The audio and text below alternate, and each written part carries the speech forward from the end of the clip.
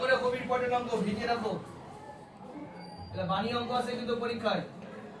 আমরা যখন রাইমারটি ফলো করব, রাইমারটি যখন ফলো করব তখন আমরা সব রকম পদ্ধতিগুলো জেনে নেব,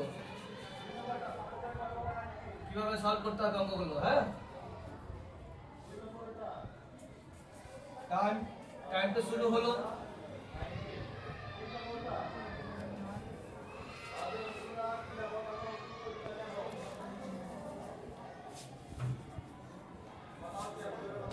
বলছি যে এই জিনিসটাকে আমি আলাদা করে একবার লিখছি। আমি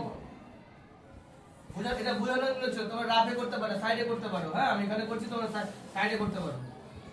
আমি এই জিনিসটাকে লিখে যাচ্ছি, এটাকে x - 2 কে আগে লিখলাম, মাইনাস দিয়ে এটাকে লিখলাম x - 1 কে লিখলাম। হয়েছে? এবার আমি কি করলাম, এই দুটো লসাগু নিচ্ছি আবার, x - 2 x - 1।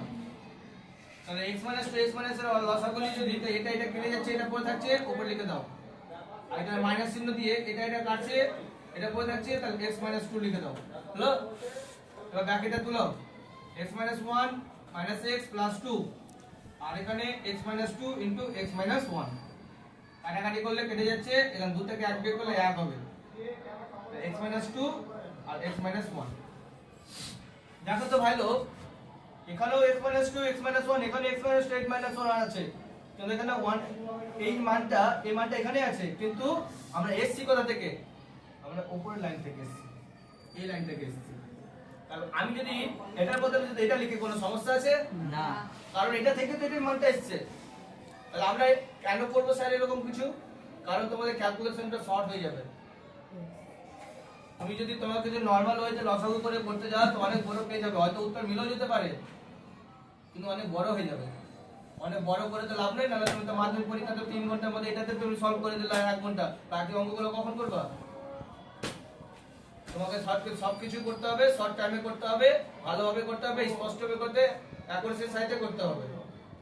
তা আমরা কি করব, এই জায়গাটা এটার বদলে আমরা এটা লিখব। তো এখানে আমরা কি লিখেছি, এখানে 2 আছে, আগে করব এটাকে, 1 টাকে পরে করব। এখানে 3 টাকে আগে করব, 2 টাকে পরে করব। এখানে 4 টাকে আগে করব, 3 টাকে কি করব, পরে। মিডলে কি লিখব, মাইনাস মাইনাস দিয়ে লিখব। ঠিক আছে, লিখো। তাহলে নেক্সট লাইনটা লিখছি, দেখো কি করছি। নেক্সট লাইনটা হচ্ছে তোমার x - 2 - 1/x - 1 হলো।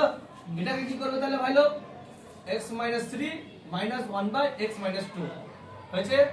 এখানে আমরা কি করব বলো, 4 টাকে আগে লিখো, x - 4 - 1/x - 3 = 1/6। বুঝতে পারা গেছে কি যায়নি? এই কাজটাই আমাদের করতে হবে। এই লাইনটা করে রেখে দাও, তোমাদের সুবিধার জন্য বলছি। x - 1 আছে, x - 2 আছে প্লাস দিয়ে, এখানে x - 2 মাইনাস দিয়ে, এখানে 1/x - 3 আছে প্লাস দিয়ে, 1/x - 3 আছে মাইনাস দিয়ে। দেখো তো কেটে হালকা হয়ে গেল না? তাহলে এখানে কি পড়ে থাকছে, এটা প্লাস চিহ্নটাকে আগে লিখছি, x - 4 টাকে আগে লিখলাম, সমান চিহ্ন হবে এখানে, মাইনাস এই মানটাকে পরে লিখছি। কারণ মাইনাস গুলোকে পরে লিখলে সুবিধাই হয়, তাহলে আগে মাইনাস চলে আসে, দেখতে কেমন লাগে। এবার আমরা লসাগু লিখব, এটা আরো চিহ্ন হবে, এটা লসাগু নাও, x - 4 আর x - 1। তাহলে এটাকে কেটে দিলে এটা পড়ে থাকবে, তাহলে x - 1 টাকে আগে লিখে দিলাম, মাইনাস চিহ্ন, এই যে মাইনাস চিহ্ন। এবার এটাকে দিয়ে এটা 4 টাকা ভাগ করছি, এটা তাহলে কেটে যাবে, ভাগ করলে যেটা পড়ে থাকবে এটাকে উপর দিয়ে গুণ করলে ওটাই হয়, x - 4 1/6। তো ব্র্যাকেট গুলো তুলে দাও, তাহলে x - 1 - x + 4, আর এটা হবে তোমার x² 4x - x + 4 = 1/6। তাহলে এই মানটা কেটে যাচ্ছে, কত পদ থাকছে, 3 থাকছে, 3, আর এখানে x² - 5x + 4 = 1/6। বলো তো বর্গমূল করো, এটাকে এটা দিয়ে গুণ, এটাকে এটা দিয়ে গুণ। এটাকে প্রথমে এটা গুণ করছি, x এর টার্মগুলোকে আগে রাখছি, x² - 5x + 4, আর 3 ছক কত হবে, 18। 18 টাকে এই পাশে নিয়ে চলে আসো, x² 5x, আর এখানে মাইনাস +4 - 18 = 0। কত হবে, x² - 5x, 18 থেকে 4 বাদ দিলে কত হয় রে ভাই? হ্যাঁ, 14। বলো 7 তোমরা কত হয়? হয়ে গেল। 7 থেকে 2 বিয়োগ করলে কত হবে তাহলে? 5 হয়ে যাবে। তাহলে এখান থেকে x², এখানে লিখো 7 - 2 x মাইনাস 14 ইকুয়াল টু 0 অতএব x square minus 7x plus 2x minus 14 equal to 0 অতএব x কমন নিলাম x মাইনাস 7 আর 2 কমন নিলাম x মাইনাস 7 ইকুয়াল টু 0 অতএব x মাইনাস 7 কমন নিলাম আর x প্লাস 2 ইকুয়াল টু থেকে যাচ্ছে তাহলে এখান থেকে আলাদা আলাদা করে দাও এবার x মাইনাস 7 ইকুয়াল টু 0 হবে আর x প্লাস 2 ইকুয়াল টু 0 হবে তাহলে x সমান কত হবে 7 আর এখানে হবে x মাইনাস কত হবে কমপ্লিট